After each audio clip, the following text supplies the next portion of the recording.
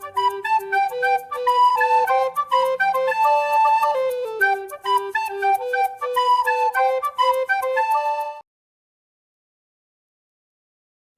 Student, आज का जो हमारा टॉपिक है माइनर पेपर का जूलॉजी का जो टॉपिक है यूनिट नंबर 3 का फर्टिलाइजेशन। फर्टिलाइजेशन जो होता है, हम जानते हैं कि जितने भी कॉर्डेट्स या जो भी नॉन कॉर्डेट्स एनिमल हैं इनमें सेक्सुअल और एसेक्सुअल रिप्रोडक्शन होता है।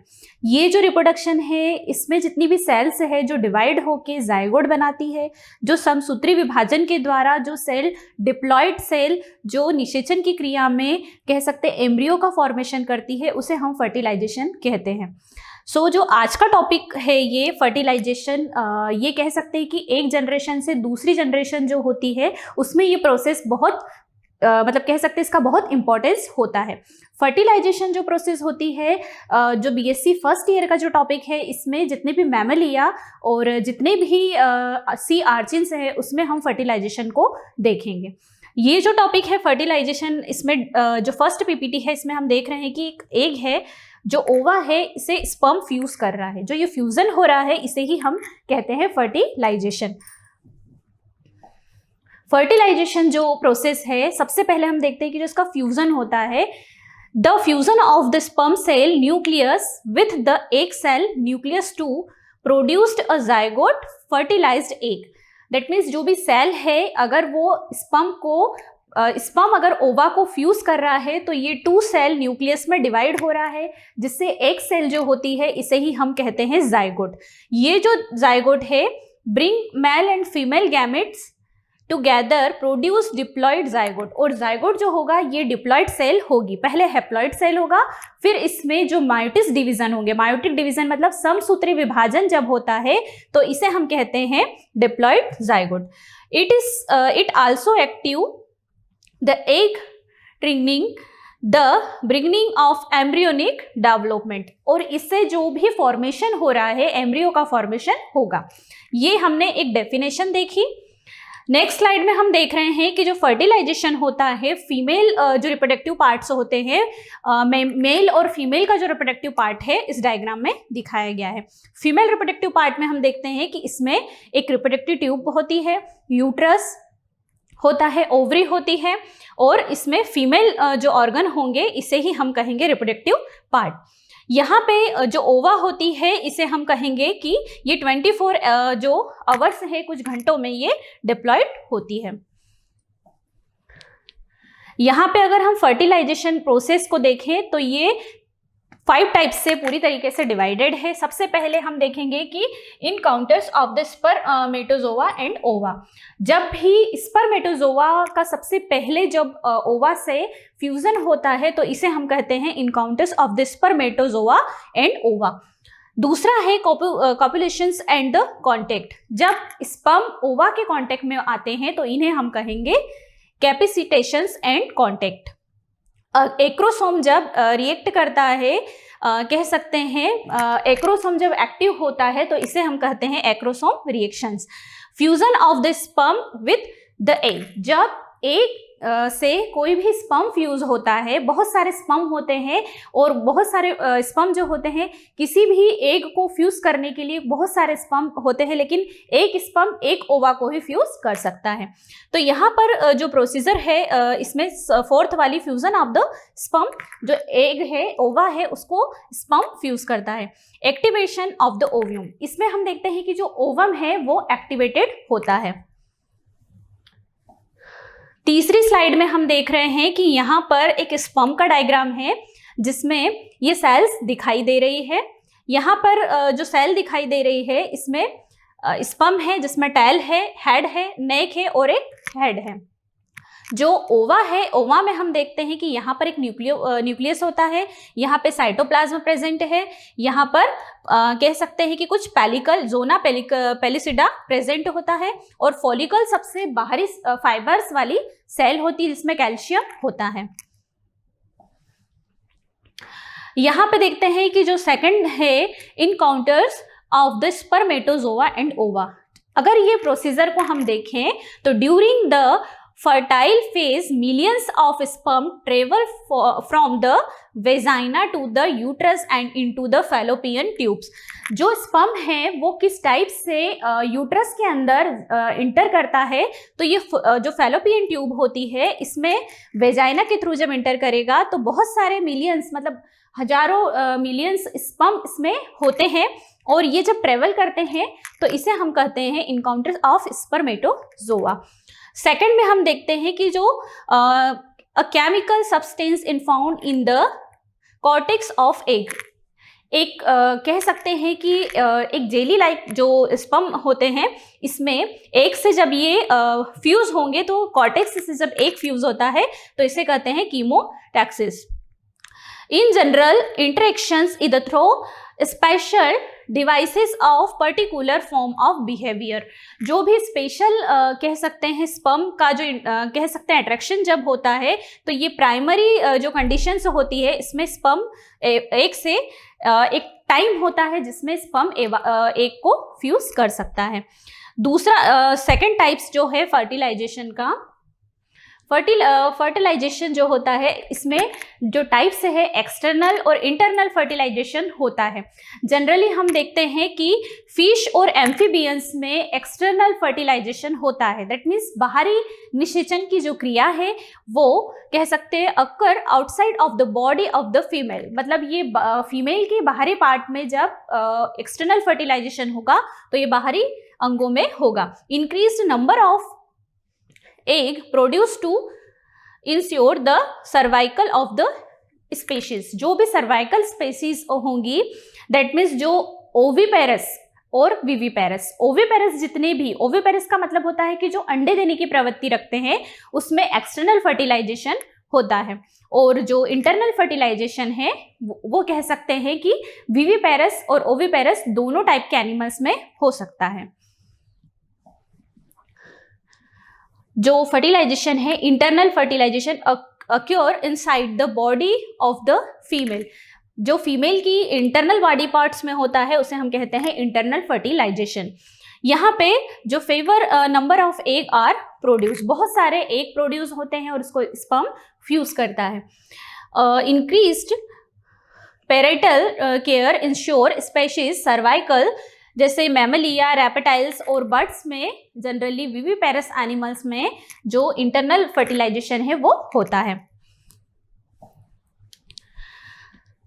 Several thousand sperm each the egg and one will fertilized it, मतलब बहुत सारे स्पर्म होते हैं लेकिन कोई एक स्पर्म ही किसी एग को जब फ्यूज करता है तो उसे हम कहते हैं फर्टिलाइजेशन या निषेचन की क्रिया। यहाँ पर सेकेंड पॉइंट जो लिखा हुआ है, when the sperm fuse with the egg it interest service chemical changes that prevent in other sperm from entering.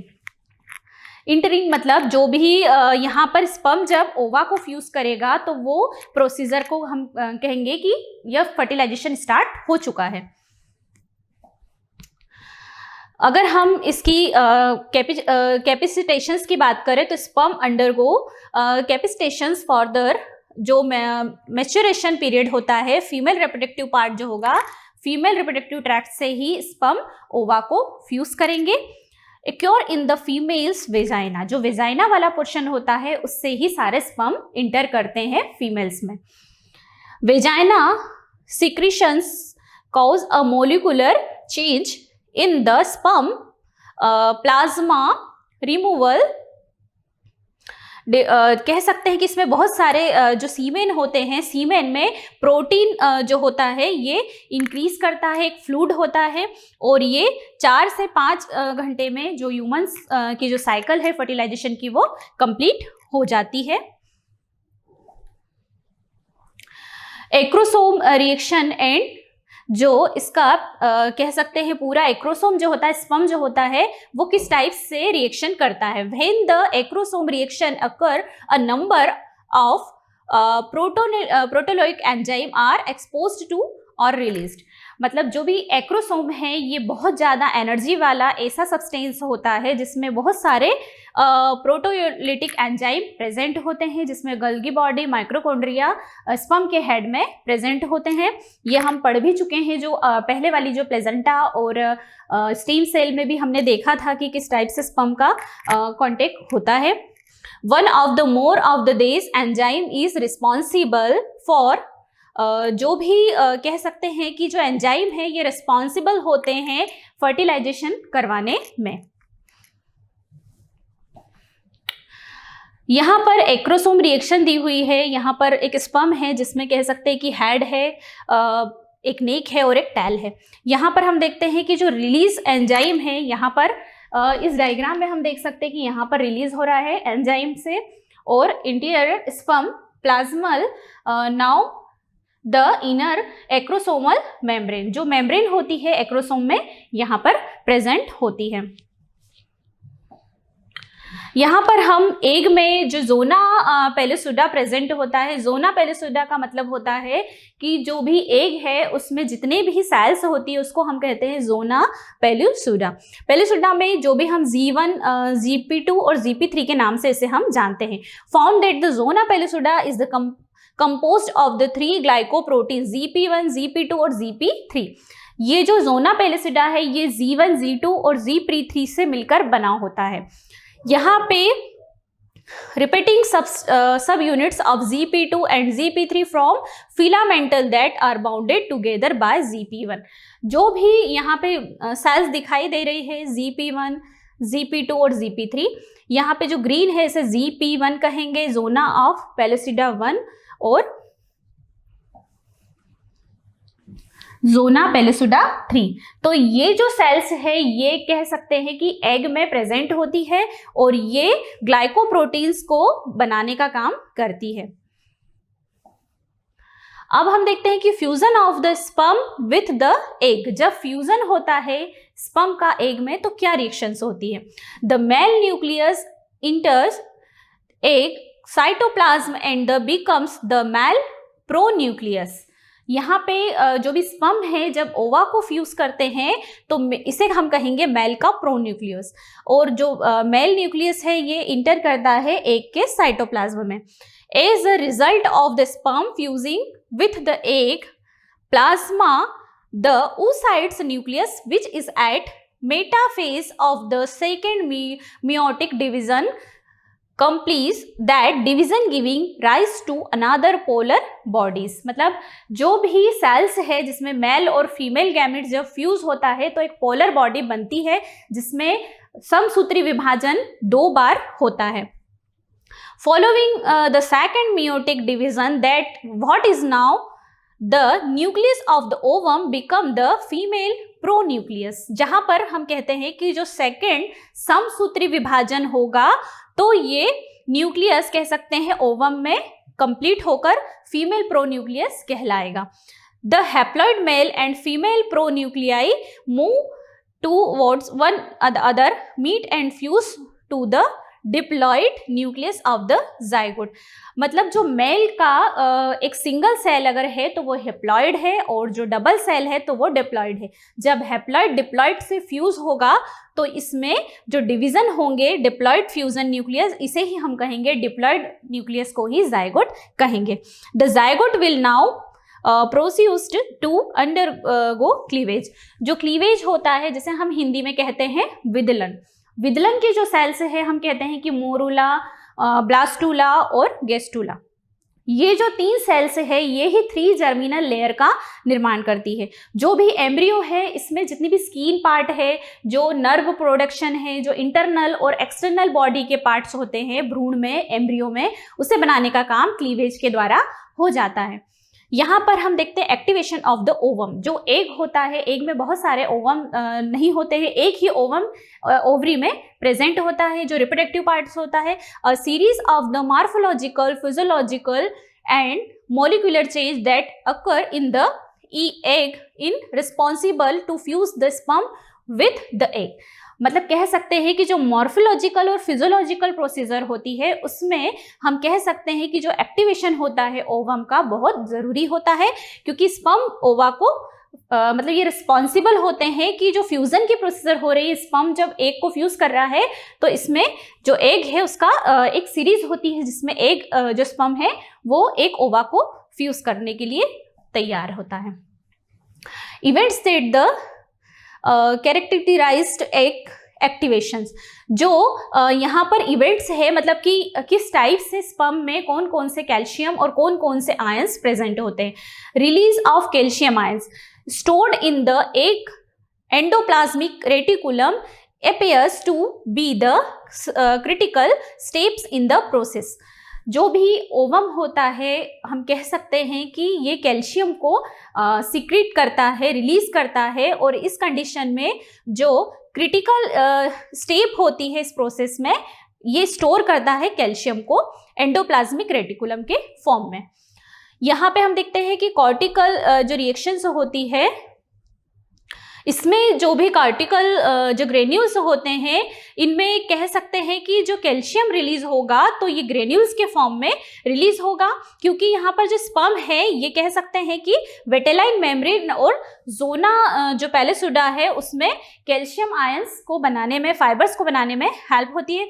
Causes vitelline and fertilization membrane to rise away from the surface of egg in some species, मतलब कह सकते हैं कि जोना of पैलेसुडा जो भी कह सकते हैं वेटेलाइन मेम्ब्रेन होती है, फर्टिलाइजेशन का जो प्रोसेस होता है उसमें कैल्शियम बहुत इंपॉर्टेंस फैक्टर होता है। तीसरा पॉइंट अगर हम देखें, in many species and influx of sodium into the egg cytoplasm that causes a change in the membrane potential fast block to plasmo polyspermy, मतलब इसमें बहुत सारे स्पर्म होते हैं इसीलिए हम इसे कहते हैं पॉलीस्पर्मी।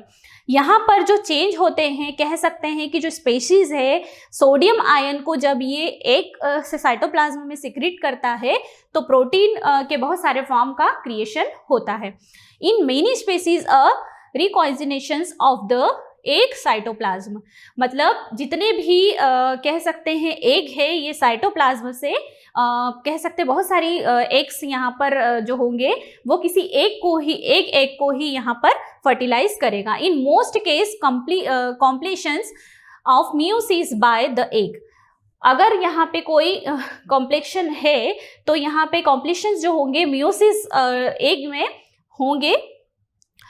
एंड जो H+ आयन है, हाइड्रोजन प्लस आयन है, ये भी एक्टिवेट हो जाता है, साइटोप्लाज्मिक pH वैल्यू को बनाने में बहुत हेल्प करता है, और ये कह सकते हैं कि सिंथेटिक पाथवे होता है।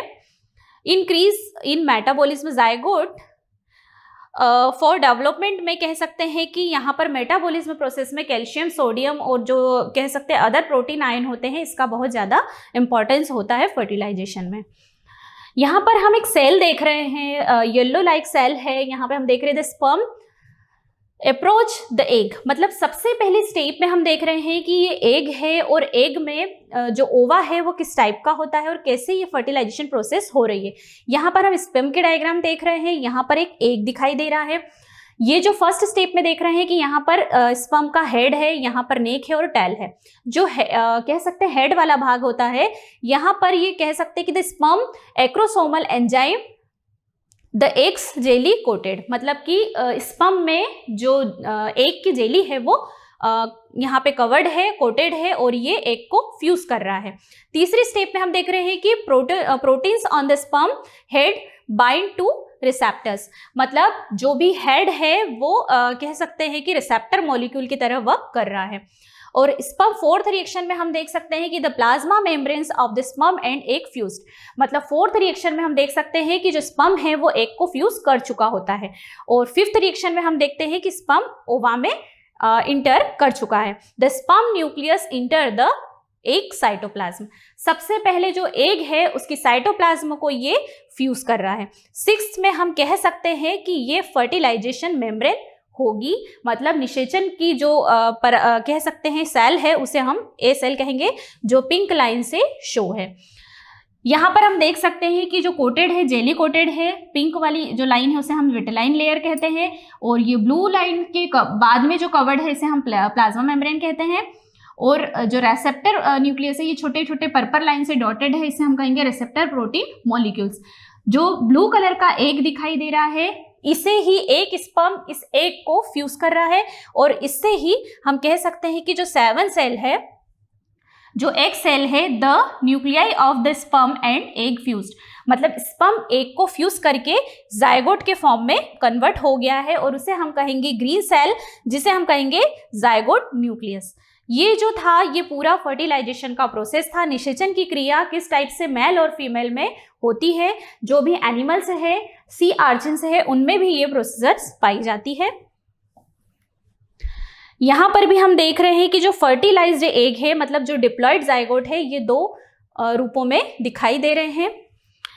As early as 12 hours after fertilization you can see the 2 bundles of genetic material, 2 pronuclei, 1 from each parent। मतलब यहाँ पे जो भी फर्टिलाइजेशन का प्रोसेस हो गया है उसमें 2 न्यूक्लियाई दिखाई दे रही है, 1 और 2।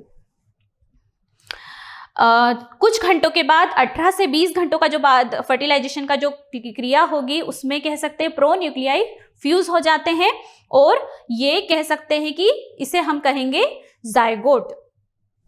जब ये फ्यूज होके एम्ब्रियोनिक डेवलपमेंट करेगी तो अब वो रिएक्शंस कैसी होगी।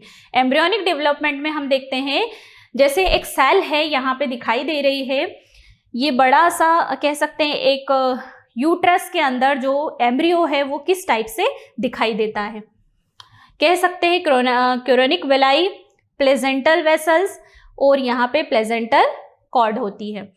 यहाँ पर हम एम्नियोनिक सेक के अंदर कह सकते हैं प्लेजेंटल कॉर्ड प्रेजेंट होती है। यॉर्क सेक जो बड़ा सा एक पाउच है येलो कलर का, इसे हम कहते हैं यॉर्क सेक, और यहाँ पर प्लेजेंटा डेवलपिंग होता है। ये जो सेल है हम इसमें देख सकते हैं कि जो फीटस है प्लेजेंटा फीटल मेम्ब्रेन में किस टाइप से डेवलप हो रही है। जहां पर जो जाइगोट था जब 2 सेल में डिवाइड होगा तो इसे हम कहेंगे डिप्लॉयड जाइगोट, और ये एम्ब्रियोनिक कंडीशन में प्लेजेंटल साइड में किस टाइप से प्रेजेंट है। ये जो एम्ब्रियो है भ्रूण है, एक अगर बात करें कि मदर से जो भ्रूण का डेवलपमेंट हो रहा है वो किस टाइप से होगा। Multicellular organism in the early stage of the development, 2-4 cell stage embryo, 8 cell stage embryo. Means जब जाइगोट 2 सेल से 4 सेल और 4 सेल से 8 सेल में डिवाइड होगा तो ये सेल इस टाइप से हमें दिखाई देगी। क्लीवेज जो होता है एम्ब्रियो में, जो क्लीवेज की रिएक्शंस होती है, हम जानते हैं कि मायोटिक डिवीजन में 8 सेल 4 सेल से मोरूला, ब्लास्टूला और गेस्टूला सेल बनती है, जिसे हम कहते हैं ग्रोथ फेज, जिसमें ग्रोथ फेज में एम्ब्रियो किस टाइप से डेवलप होता है ये देखते हैं। एम्ब्रियो का जो डिवीजन है हम जानते हैं कि वेजाइना से ये सेल डिवाइड होकर जाइगोट से बनती है। अब क्लीवेज डिवीजन किस टाइप से होता है, जैसे हम देखते हैं कि यहाँ पर फर्टिलाइज्ड एग है जो 0.15 मिनोमीटर का होता है। यहाँ पर ब्लास्टोमियर्स 2 सेल में डिवाइड होती है, फिर 4 में और 8 सेल में, इसे ही हम क्लीवेज कहते हैं। जो हम कह सकते हैं कि ब्लास्टोमियर्स जो मोरूला, ब्लास्टूला और गेस्टुलेशन वाली प्रोसेस को ही हम कहते हैं क्लीवेज डिविजन्स। ये क्लीवेज हमने नेक्स्ट जो स्लाइड जो टॉपिक था उसमें भी देखी थी प्लेजेंटा में। जो मोरूला है ये सॉलिड बॉल के रूप में होती है, और ब्लास्टूला जो होती है होलो बॉल्स ऑफ सेल्स होती है, और cell being to grow before dividing. और जो कह सकते हैं जो कह सकते हैं मोरूला, ब्लास्टूला और जो गेस्टूला सेल होती है ये कई बार डिवाइड होके जो भी सेल है जर्मिनल लेयर है, एक्टोडर्म, मेसोडर्म और एंडोडर्म का फॉर्मेशन करती है। यहाँ पर भी सेम कंडीशन दिखाई दे रही है कि एक जब फर्टिलाइजेशन होता है तो ये सेल किस टाइप से डिवाइड होती है। सबसे पहले एक जो है स्पर्म को डिवाइड करके 2 सेल, 4 सेल, मोरूला और इनर सेल में ब्लास्टोसिल कैविटी का फॉर्मेशन करती है, जिससे कह सकते हैं कि सेल बनती है। जो गेस्टुलेशन है इसमें 1 side of the blastula invagination होता है, और इन वेजिनेशन में हम देखते हैं कि एक एनिमल पोल होता है और एक वेजिटेशन पोल होता है, जिसे हम ब्लास्टोमियर कहते हैं। यहाँ पर भी सेम है कि ब्लास्टूला जो होती है सेल किस टाइप से डिवाइड हो रही है, अलग अलग सेल्स के टाइप से है ये हम कह सकते हैं ब्लास्टोपोर्स। अगर हम इसे डिफरेंशिएट करें तो ये चेंजिंग जो हो रहा है एम्ब्रियोनिक सेल किस टाइप से डेवलप होती है, इसे ही हम कहेंगे डिफरेंशिएशन। जर्म लेयर की बात करें तो भ्रूण में जो विकास होता है मीजोडर्म मिडिल लेयर के थ्रू होता है। जो मीजोडर्म है वो बोन्स एंड न्यूक्लियस मसल्स का फॉर्मेशन करती है और ब्लड वेसल्स का फॉर्मेशन करती है। रिप्रोडक्टिव एंड एक्सक्रीटिव सिस्टम का फॉर्मेशन करती है। उत्सर्जन तंत्र जो होता है उसका फॉर्मेशन मीजोडर्म के सेल के द्वारा होता है। इनर लेयर जो होती है डर्मिस, जो स्किन का फॉर्मेशन करती है। जर्म लेयर में सेकंड है जो एंडोडर्म, जिसे इनर लेयर कहते हैं एम्ब्रियो की, जो कह सकते हैं कि ये डाइजेस्टिव सिस्टम का ट्रैक का फॉर्मेशन करती है। ट्रेकिया का, ब्रोंकियो का, लंग का, लीवर का, पेंक्रियास का और बहुत सारे जो यूरिनरी ब्लैडर्स होते हैं, थाइमस होता है, थायराइड ग्लैंड होती है, सबका फॉर्मेशन कह सकते हैं एंडोडर्मिस इनर लेयर के थ्रू होती है। यहाँ पे हम लेयर जो थी 3 लेयर्स जो थी later stage of the fetal development, जो भी फीटल है, जो फीटस है एम्ब्रियो में किस टाइप से डिवाइडेशन हो रहा है, डेवलपमेंट हो रहा है। फर्स्ट स्टेप में हम देख रहे हैं कि एक एम्ब्रियो सेल से डिवाइडेड है। ये सेल में कुछ आइज दिखाई दे रही है, हैंड्स दिखाई दे रहे हैं, फिर फिंगर्स दिखाई दे रही है, फिर ये हम देखते हैं कि प्लेजेंटा से इसमें नोज भी दिखाई दे रही है। फिर कुछ सेल के बाद यहाँ पे हम देखते हैं कि ये जो फीटस है ये पूरी तरीके से कह सकते हैं इसमें एम्ब्रियोनिकल कार्ड भी दिखाई दे रही है, प्लेजेंटा भी दिखाई दे रहा है और नेक्स्ट स्टेप में पूरा जो मैच्योर बेबी है वो बनकर कंप्लीट हो गया है। तो फर्टिलाइजेशन में हमने जो सेल्स देखी उसमें डेवलपमेंट की ये स्टेज है जिसमें 3 लेयर जो जर्मिनल, एक्टोडर्म, मीजोडर्म और एंडोडर्म, इसके द्वारा एक एक ऑर्गन्स जो होते हैं उसका फॉर्मेशन होता है। आज के लेक्चर में हमने देखा कि फर्टिलाइजेशन क्या होता है, इसमें कैसे स्पर्म और ओवा का फ्यूजन होता है, इसके रिप्रोडक्टिव पार्ट कैसे होते हैं, वेजाइना के थ्रू जब स्पर्म फीमेल्स में इंटर करेंगे तो उसे ही हम कहेंगे फर्टिलाइजेशन। और फर्टिलाइजेशन का जो प्रोसेस था वो हमने स्टेप बाय स्टेप देखा। जो नेक्स्ट क्लास है उसमें हम देखेंगे कि जितने भी गैमेटोजेनेसिस क्या होता है, गैमेटोजेनेसिस, स्पर्मेटोजेनेसिस और oogenesis की प्रोसीजर क्या होती है। ये वीडियो आई होप आपको अच्छा लगा होगा। इसे लाइक करें, शेयर करें। Have a nice day. Thank you.